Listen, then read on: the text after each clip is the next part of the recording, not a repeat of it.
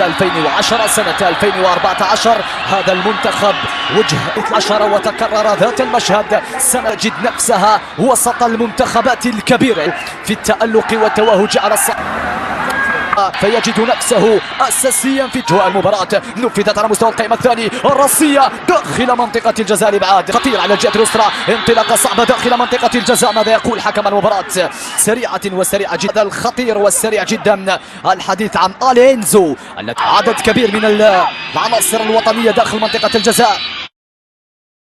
نفذت بالشكل دفاع، وصلت ليوسف، سيطر عليها يوسف، عرضية يا سلام، خطيرة مرت الكرة الأرضية لمباغتة لكنها لم تكفي. رياض بالقدم اليسرى في تنفيذ الكرة الثابتة، نفذت بشكل جميل، خروج الحارس، الانطلاقة تأتي من هشام الخطير والسريع. بوداوي يحاول المرور، هشام مرة، هشام وزع، هشام خطير، يعرف كيف يتعامل بقدمه وبرأسه ويسجل عندما يتعلق الأمر بكرة خطيرة أمام منطقة الجزاء. فعاد توسيس الاتحاد الجزائري وليد صادي وتحت أنظار الجماهير الجزائرية. شاهدوا ما فعله الخطير، شاهدوا ما فعله كرة جزائرية في كل مكان. مازا يستقبل الكرة، يحاول التسديد من بعيد بشكل رائع، كبيرة، عمل رائع جدا من قبل المتألق. طارن الكرة لمصلحة المنتخب على واحد موغيشا، مرة موغيشا، عرضية من موغي في هذه الكرة العالية من أمام دفاع المنتخب الجزائري. لحسن الحظ هذه الكرة مرت وتحولت إلى ركلة مرمى لمصلحة المنتخب. هجمة صعبة، أعطيه العمور، أعطيه العمور، أعطيه العمور، أعطيه العمور، خطيرة ضاعت. يا محمد أمام، ثم يطلبها بهذا الشكل لأنه خذا المساحة وخذا الانطلاقة ومر بالشكل اللازم. جيبي قدم الكرة على طبق لأمين عمور الذي مر بشكل رائع جدا وسدد بقدمه اليمنى، ولكن الحارس ناطوادي دعاته. هل سيمر حجام 1 على 1؟ يختار العودة إلى الخلف، الانطلاقة من يوسف، يوسف بلمسة إلى حجام، خطيرة، ثاني يوسف هو من استقبلها هنا، يوسف هو من حضرها، هو حجام هو من سجلها ومنح الثانية للمنتخب الجزائري. لكن مازا يتفوق، حذاري من التسديد من بعيد، لم أجده على الورق فعلا بعد هذه التسديدة القوية الخطيرة لمصلحة. السلام عليكم ومرحبا بكم على قناة دياز ماروك تيفي. نهار 3/6 يناير 2026 الجماهير الكروية الإفريقية على موعد مع واحد من أقوى مباريات دور ثمن نهائي كأس إفريقيا 2025، واللي كيتواجه فيها المنتخب الجزائري مع منتخب الكونغو الديمقراطية فوق أرضية ملعب الأمير مولاي حسن في المغرب، في ماتش ما فيه لا تراجع لا حسابات، لأن الخسارة معناها الإقصاء مباشر من البطولة.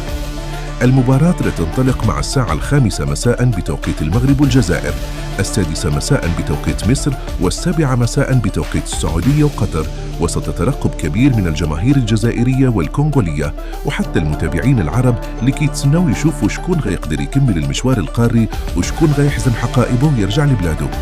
المنتخب الجزائري داخل هذه المواجهة وهو عارف باللي الماتش ما غيكونش سهل نهائيا، خصوصا وأن الخصم ديالو منتخب الكونغو الديمقراطية معروف بالقوة البدنية والتنظيم الدفاعي والانضباط التكتيكي، وسبق ليه واجه منتخبات قوية في البطولة وخرج منها بنتائج محترمة، الشيء اللي كيخلي المواجهة مفتوحة على جميع الاحتمالات.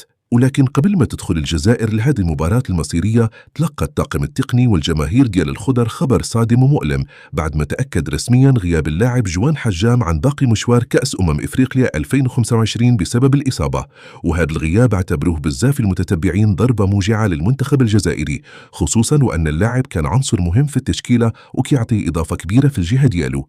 مدرب المنتخب الجزائري فلاديمير بيتكوفيتش خرج في المؤتمر الصحفي قبل المباراة وأكد أن الطاقم الطبي والتقني دار كل ما في جهده باش يرجع جوان حجام في هذه المواجهة، ولكن بعد الفحوصات الطبية تبين باللي الإصابة اللي تعرض ليها ما كتسمحش ليه يكمل البطولة، وقرروا في الأخير يخليوه يغادر المغرب باش يتلقى العلاج اللازم مع النادي ديالو حفاظا على سلامته وعلى المستقبل الكروي ديالو.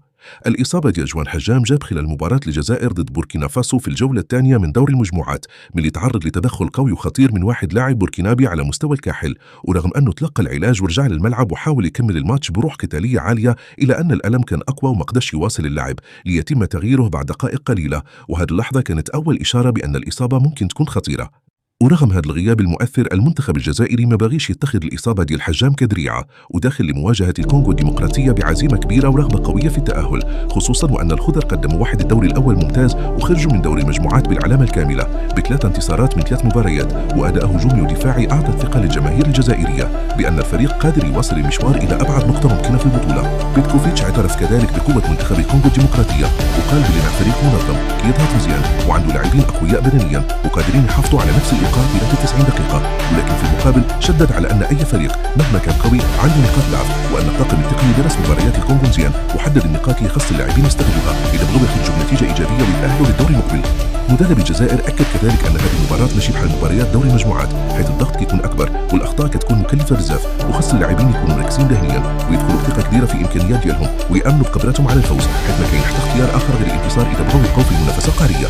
في النهاية المواجهة بين الجزائر والكونغو الديمقراطية كتبقى مفتوحة على جميع السيناريوهات بين منتخب جزائري باغي يواصل الحلم الإفريقي رغم الغيابات ومنتخب كونغولي باغي يدير المفاجأة ويقصي واحد من أبرز المرشحين للتتويج، وكل شيء غيتحسن فوق أرضية الملعب قدام الجماهير ومع صافرة النهاية.